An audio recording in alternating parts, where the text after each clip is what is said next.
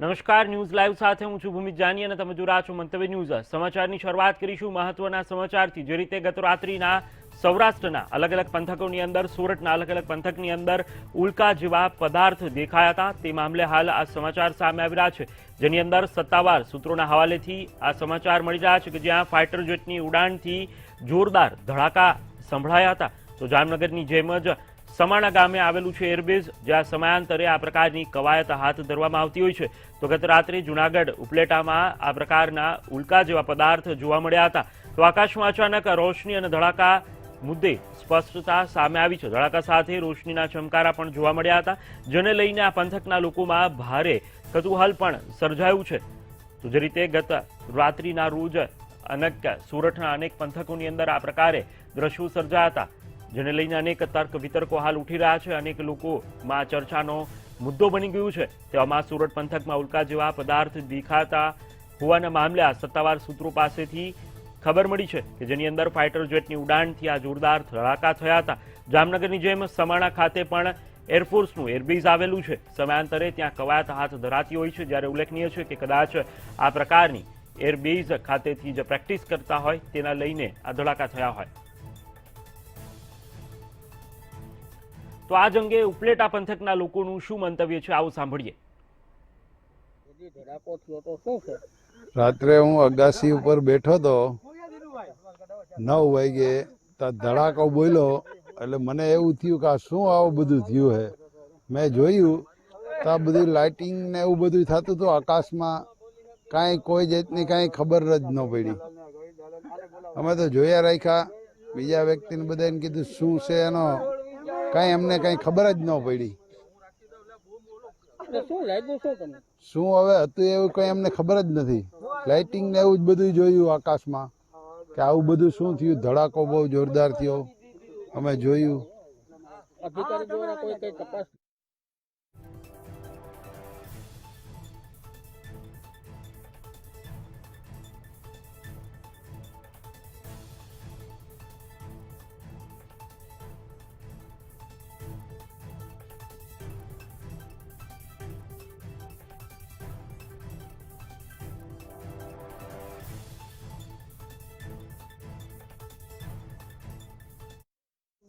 હવે રાત્રે 9 વાગે હું અહીં વાડીએ હતો ત્યારે એકદમ એક ધડાકો થયો અને બારી બાયણા, એમ કે ઓરડીના બારી બાયણા ખખડી જાય એવો ધડાકો થયો। અને ત્યાર પછી થોડી વારે છે ને એમ કે સ્ટાર જેવા 5-6 લાઇટો દેખાતી હતી આકાશમાં, જે ફરતી હતી કે આમ એક બાજુ દેખાડીને સીધી આમ ઉત્તર બાજુથી આમ દક્ષિણ બાજુ વહી ગઈ, એ રીતે લાઇટો દેખાતી હતી। હવે શું હોય શું ન હોય એ આ એમ કે આની યોગ્ય તપાસ કરીને શું છે એ ખ્યાલ આવે તો એમ લાગે અમને કે કોઈ કુદરતી ઘટના છે કે માનવ સર્જિત ઘટના છે એનો ખ્યાલ આવે એટલા પૂરતું।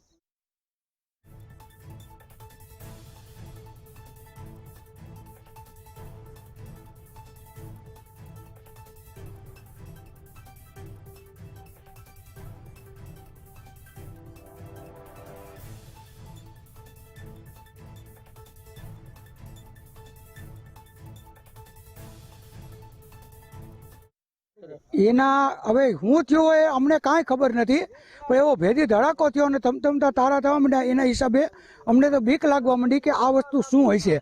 હવે આનો યોગ્ય તપાસ કરે એવી અમે કહી છીએ।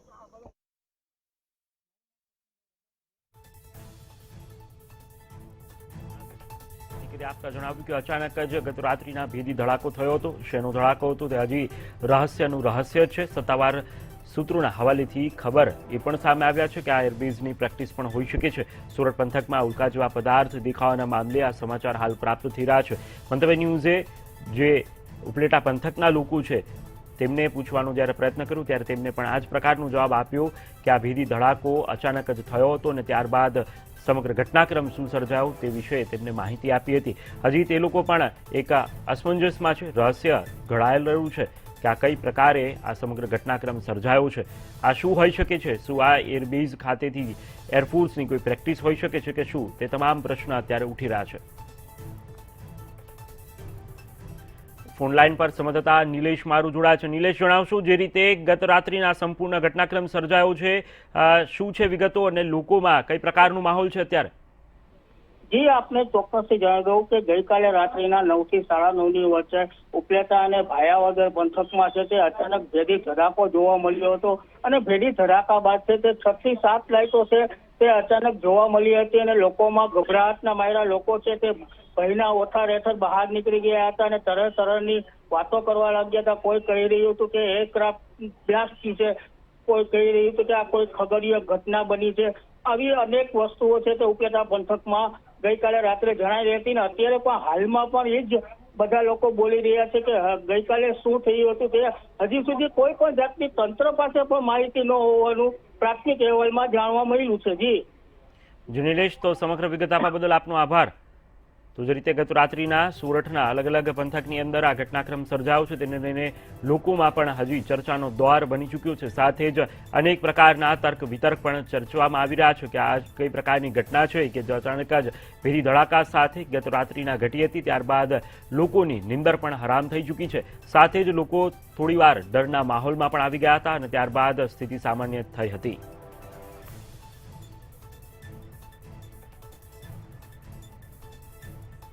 તો સંવાદદાતા કામેશ ચોકસી ન્યૂઝ રૂમથી લાઈવ જોડાયા છે, તેમની પાસેથી વિગત મેળવશું. કામેશ, જણાવશો આ સંપૂર્ણ ઘટનાક્રમ શું હતો અને સાથે જ જે રીતે આ ભેદી ધડાકા સંભળાયા છે કઈ પ્રકારની વિગતો છે? બિલકુલ ભૂપિત, આપણે સૌથી પ્રથમ તો આ સમગ્ર ઘટનાક્રમને સમજવાનો પ્રયત્ન કરીએ તો સૌરાષ્ટ્રના સોરઠ પંથકમાં ઉપલેટા, વંથલી, ભાયાવદર, દ્વારકા જેવા ચારેક જ્યાં અલગ અલગ જે ભાગો છે ત્યાં આગળ ગઈકાલે રાત્રે લગભગ 9 વાગ્યાથી 10 વાગ્યાના સમયગાળા દરમિયાન અચાનક જ એક રોશની જેવી લાઇટો આકાશમાં જોવા મળી અને તરત જ ભેદી ધડાકા સંભળાયા, જેને લઈને લોકો તરત જ ગભરાટના મારા ઘરની બહાર નીકળી ગયા.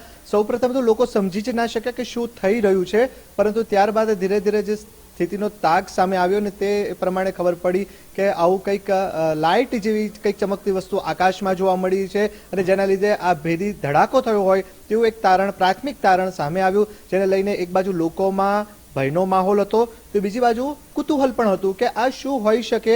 અચાનક જ આવી લાઇટો આકાશમાં ક્યાંથી ચમકતી જોવા મળી અને અચાનક જ આવો અવાજ ક્યાંથી આવ્યો, જેને લઈને આ વિષય જે છે એ હાલ અત્યારે ચર્ચાનો વિષય બન્યો છે અને સમગ્ર સૌરાષ્ટ્રમાં અત્યારે આ કિસ્સો અત્યારે કહી શકાય કે ચર્ચાના અગ્રસ્થાને છે.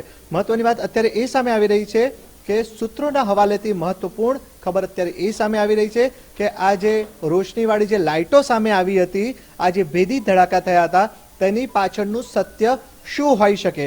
મંતવ્ય ન્યૂઝ પાસે સત્તાવાર સૂત્રોના હવાલેથી એક એવી ખબર પ્રાપ્ત થઈ છે, તેની જો આપને માહિતી આપું તો જામનગર પાસેનું જે સમાણા ગામ છે ને ત્યાં આગળ એરબેઝ આવેલું છે ને એરબેઝની જે ગતિવિધિ ચાલતી હોય છે તેની પ્રક્રિયાનો આ એક ભાગ હોઈ શકે છે. સૂત્રોના હવાલેથી આ ખબર સામે આવી રહી છે. અગાઉની જો વાત કરવામાં આવે તો અગાઉ પણ આવી 2 થી 3 વખત ઘટનાઓ બની ગઈ છે. જોકે તે વખતે સમયની જો વાત કરવામાં આવે તો સમય સવારે લગભગ 4 વાગ્યાનો હતો ને જેમાં પણ આવી જ લાઇટો સાથે જે એક્ટિવિટી એરબેઝની હતી એ જોવા મળી હતી ને આવો અવાજ પણ સંભળાયો હતો. આ જ વસ્તુનું ક્યાંક ને ક્યાંક પુનરાવર્તન થયું હોય અને આજે અલગ ગામોમાં આજે ફરીથી આ એક્ટિવિટી જોવા મળી અને તેને લઈને કહી શકાય કે લોકોમાં એવું કુતૂહલ આવી ગયું કે આ ઉલ્કા હશે કે શું હશે. જી કામેશ, તો આપ અમારી સાથે જોડાયેલા રહેશો, આપની પાસેથી વિગત મેળવતા રહેશો. તો આપણી સાથે ખગોળ શાસ્ત્રીય ધનંજય રાવલ જોડાયા છે. ધનંજયભાઈ, જણાવશો જે રીતે આ ગત રાત્રિના સંપૂર્ણ સોરઠ પંથકની અંદર ઘટનાક્રમ સર્જાયો છે, શું હોઈ શકે, આપ કઈ રીતે આ સમગ્ર ઘટનાક્રમને જોઈ રહ્યા છો? ગઈકાલે રાત્રે જે આ ઘટના બની ત્યારથી જ લોકોએ સીધો મારો સંપર્ક કરવાનું ચાલુ કર્યું અને ઘણા બધા વિડીયો મને મોકલ્યા અને મારી પાસે અત્યાર સુધીમાં 8 થી 10 વિડીયો આવ્યા અને આનો ધ્યાનથી અભ્યાસ કરતા એવું જાણવા મળ્યું કે સૌથી પહેલા તો જો લોકોની એવી માન્યતા હોય કે આ ઉલ્કા હોઈ શકે તો એ વાતન ખોટી છે. કારણ કે જો ઉલ્કા હોય તો એની ઝડપ, કારણ કે એ બહુ સોલિડ છે એટલે એની ઝડપ ખૂબ જ વધારે હોય એટલે એ થોડીક સેકન્ડોમાં આવીને એ જતી રહે અને જમીન ઉપર તૂટી પડે. ત્યાર પછી આપણે બીજી જો વાત કરીએ તો શક્યતાઓ એવી હોઈ શકે કે આ આકાશમાં જે સેટેલાઇટ બધા ફરતા હોય છે એ સેટેલાઇટ પૃથ્વીના વાતાવરણમાં પ્રવેશી ગયો હોય અને વાતાવરણના ઘર્ષણને કારણે એ પહેલા બ્લાસ્ટ થયો અને બ્લાસ્ટ થયા પછી ઘણા બધા ટુકડાઓમાં એ વહેંચાઈ ગયો હોય. એક આવી શક્યતાઓ હોઈ શકે. અને ત્યાર પછી આપણે એની જે જ્વાળાઓ જોઈએ છે એ જ્વાળાઓ આપણને લાલ અને પીળા કલરની દેખાય છે એટલે એવું પણ હોઈ શકે કે કોઈ પ્લેન ક્રેશ થઈ ગયું હોય અને એમાં જે ફ્યુલ છે, ગેસોલિન જે છે, એ જ્યારે આગ પકડે ત્યારે આવી લાલ અને પીળી જ્વાળાઓ આપણને ઉઠતી દેખાય છે. એટલે એક શક્યતાઓ એવું પણ હોઈ શકે કે કોઈ પ્લેન ક્રેશ થયું હોય, અને છેલ્લામાં છેલ્લી શક્યતાઓ એવી પણ હોઈ શકે કે આ કોઈ આર્મી એક્સરસાઇઝ હોઈ શકે. આ 3 શક્યતાઓમાંથી કોઈ એક હોય અને ધીરે ધીરે એ બધી વસ્તુ બહાર આવશે, જેમ લોકોના ઇનપુટ આવશે એ રીતે. ધનંજયભાઈ, આપ મંતવ્ય ન્યૂઝ સાથે જોડાયા, આપનો ખૂબ ખૂબ આભાર. જે રીતે ખગોળ શાસ્ત્રી ધનંજય રાવલે પણ એ વાતની પુષ્ટિ કરી અને તેમને કહ્યું કે 3 શક્યતાઓ હોઈ શકે છે. એક તો કોઈ પ્લેન ક્રેશ થયું હોય તેનું પણ આ ઘટનાક્રમ હોઈ શકે છે. સાથે જ ઉલ્કા હોવાની વાત પર તેમને પૂર્ણ વિરામ મૂકી દીધો છે. કામેશ, આપની પાસે આવવા માંગીશ. જે રીતે ખગોળ શાસ્ત્રી મંતવ્ય ન્યૂઝ સાથે વાત કરી અને તેમને જણાવ્યું કે આ ઉલ્કા જેવી તો કોઈ વાત જ નથી, કદાચ પ્લેન ક્રેશ થયું હોય અથવા તો સેટેલાઇટ એ પૃથ્વીના વાતાવરણમાં પ્રવેશ્યા હોય તેને કારણે આ ઘટનાક્રમ સર્જાયો બની શકે. આપનું શું કહેવું છે? બિલકુલ, મંતવ્ય કે સૌ પ્રથમ જ જ્યારે આ અહેવાલ પ્રસારિત કર્યો ત્યારે સૌ પ્રથમ જ સ્પષ્ટ કર્યું હતું કે આ જે ઘટના બની છે તે ઉલ્કા નથી. તે સ્પષ્ટ તારણ અત્યારે અહેવાલ અનુસાર સામે આવી રહ્યું છે. નંબર 1. બીજી બાબત આપણે એ સમજવાનો પ્રયત્ન કરીએ કે જામનગર એરબેઝની જે એક્ટિવિટી જે છે, જે અગાઉ આપને જણાવી તે પ્રમાણે કે એ એક્ટિવિટીની એક હિલચાલનો આ એક ભાગ હોઈ શકે છે. ફરક એટલો હતો કે અગાઉની આવી જે ઘટના બની હતી તે સવારે 3 થી 4 વાગ્યાના સુમારે બની હતી અને ગઈકાલની જે ઘટના છે એ રાત્રે 9 વાગ્યાથી 10 વાગ્યાના સુમારે બનેલી છે. અને આ તમામ બાબતોને લઈને પણ હાલ જે સત્તાવાર રીતના જે જાણકારી પ્રાપ્ત થવી જોઈએ, સત્તાવાર તંત્ર દ્વારા જે જાણકારી પ્રાપ્ત થવી જોઈએ, તે હજી સુધી કોઈ સત્તાવાર રીતના જાહેરાત નથી થઈ કે આ ગતિવિધિ થવાનું કારણ શું હોઈ શકે. લોકોએ જ્યારે પણ આ ગતિવિધિ જોઈ ત્યારે તેમને ક્યાંક ને ક્યાંક એલિયનની યાદ આવી ગઈ અને ક્યાંક ને ક્યાંક જાદુની યાદ આવી ગઈ, એવી વસ્તુ હોઈ શકે. પરંતુ સત્ય શું છે તે તો સત્તાવાર રીતના તપાસ બાદ જ બહાર આવી શકે છે. જો કામેશ, તો સંપૂર્ણ વિગત આપવા બદલ આપનો આભાર. જે રીતે આ સમગ્ર ઘટનાક્રમ સર્જાયો તેને લઈને હજી પણ તર્ક વિતર્ક યથાવત છે. તેને કારણે અનેક લોકો હજી આ વાતને અનેક મુદ્દા પર જોઈ રહ્યા છે.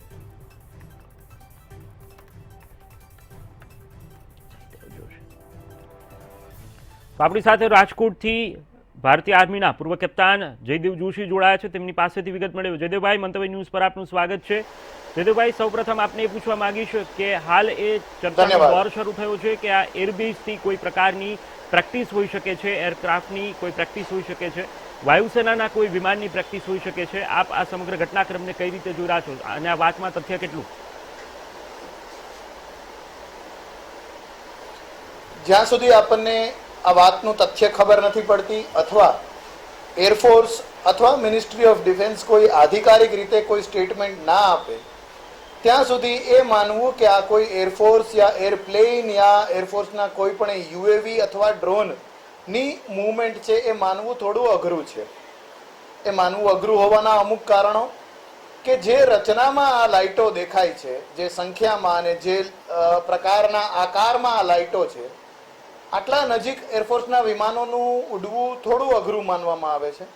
બીજું, જે લાઇટો આપણે જોઈએ છીએ, વિડીયોઝ જે પ્રાપ્ત થયા છે એના આધારે કે લાઇટની તીવ્રતામાં વધઘટ થાય છે, એવું પણ સામાન્યતઃ એરફોર્સના પ્લેન્સમાં થતું હોતું નથી. બીજું, ધડાકાનું પણ સંભળાવવું અને જ્યારે આ પ્લેન ઉડીને આવ્યા અને આવ્યા પછી દેખાતા ગુમ થયા ત્યારે પણ એનો અવાજ કોઈએ સાંભળ્યો નથી.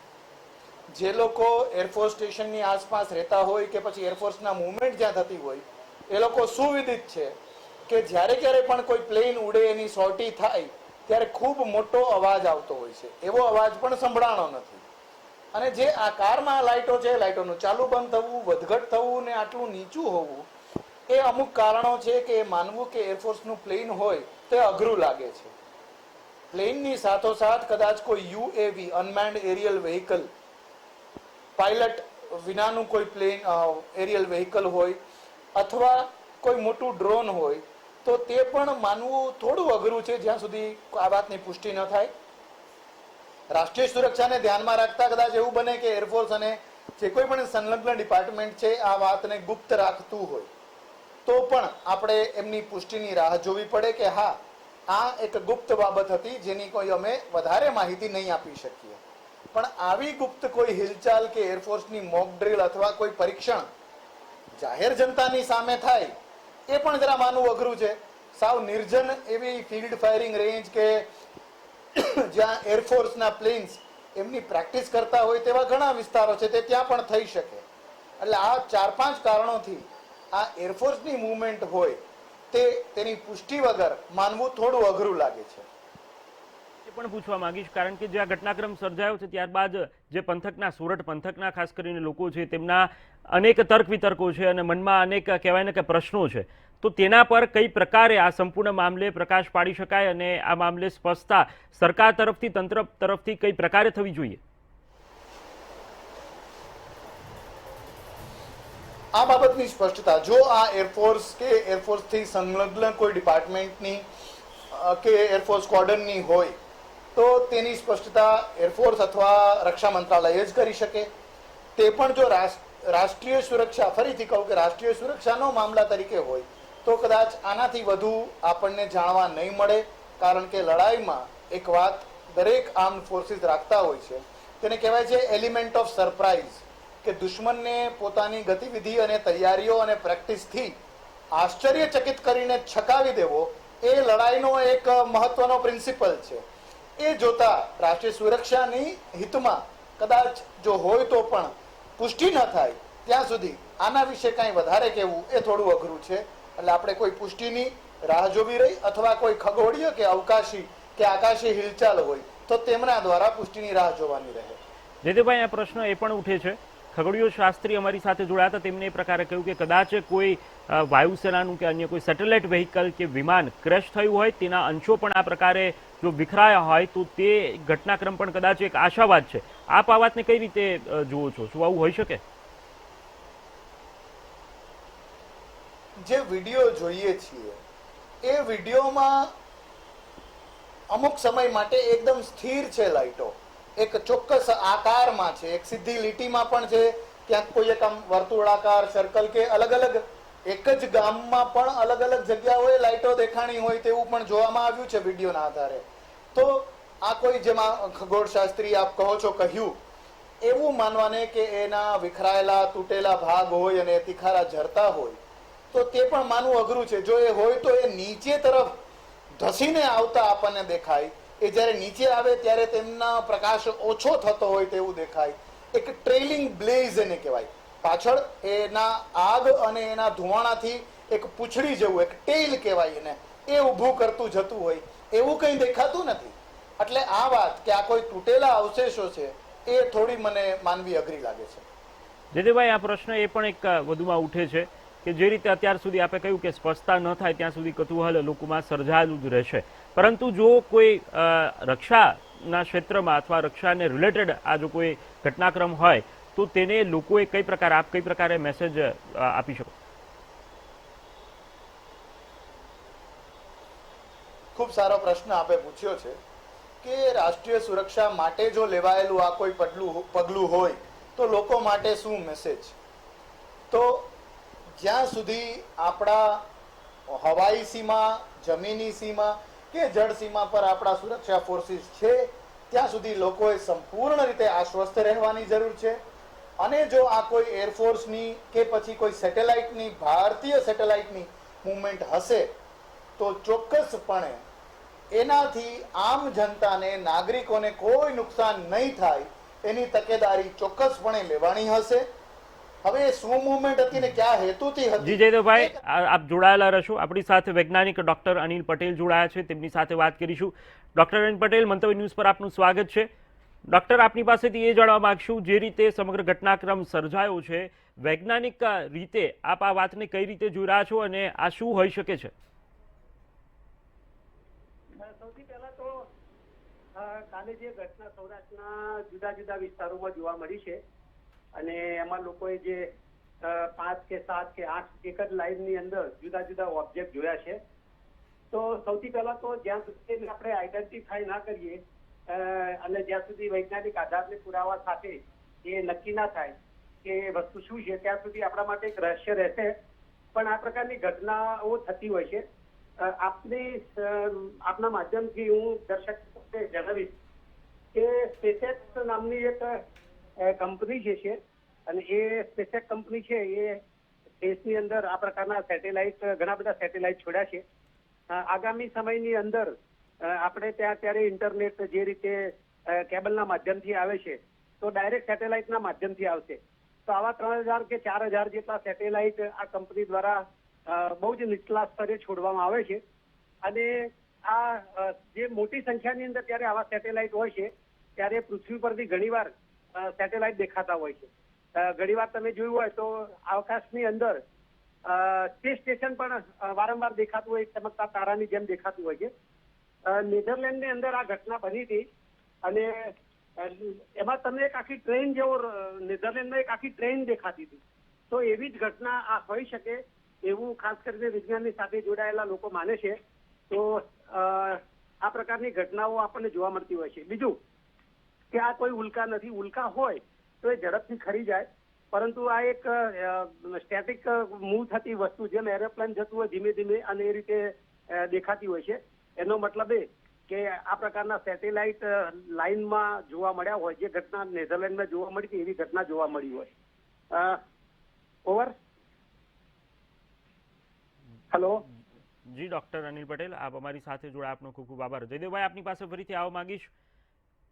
જે રીતે આપ કહી રહ્યા હતા, સુરક્ષાની દ્રષ્ટિએ આ કદાચ કોઈ ઘટનાક્રમ હોય તો તેને કઈ રીતે જોવું જોઈએ, આપ આપની વાત પૂર્ણ કરો.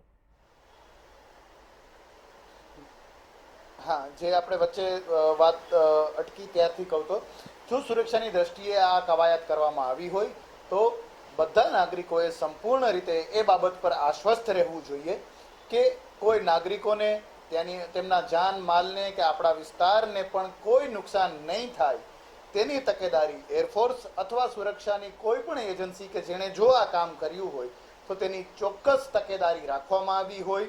એના checks and balances, plan A, B, contingency plan કે કદાચ આ કવાયત દરમિયાન કાંઈ અજુગતું બની જાય તો એમાં પણ નાગરિકોનું હિત સર્વોપરી રાખ્યું હશે.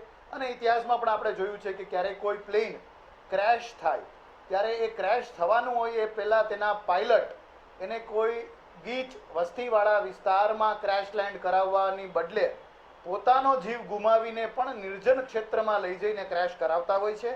તો મૃત્યુ સમયે પણ આટલું જો ધ્યાન એરફોર્સ કે એરફોર્સના પાયલટ્સ રાખતા હોય તો જો આ એરફોર્સની ઘટના હોય તો નાગરિકોએ આનાથી સંપૂર્ણ રીતે નિશ્ચિંત રહેવાની જરૂર છે. અને એ લાગણીને હું પુનરાવર્તન કરવાનું કહીશ કે નાગરિકોએ જો આ એરફોર્સની ઘટના હોય તો ગભરાવાની કે તેમના જીવ જાનમાલને કોઈ જોખમ હોય તેવું માનવાને કોઈ કારણ નથી. એ ચોક્કસથી જયદેવભાઈ, તો આપ મંતવ્ય ન્યૂઝ સાથે જોડાયા, આપનો ખૂબ ખૂબ આભાર. તો જે રીતે પૂર્વ કેપ્ટન જયદેવ જોશીએ પણ સ્પષ્ટતા કરી કે જો નાગરિકોએ એરબેઝને રિલેટેડ, એરફોર્સને રિલેટેડ સુરક્ષાની દ્રષ્ટિએ કોઈ ગતિવિધિ હોય તો ગભરાવાની જરૂર નથી.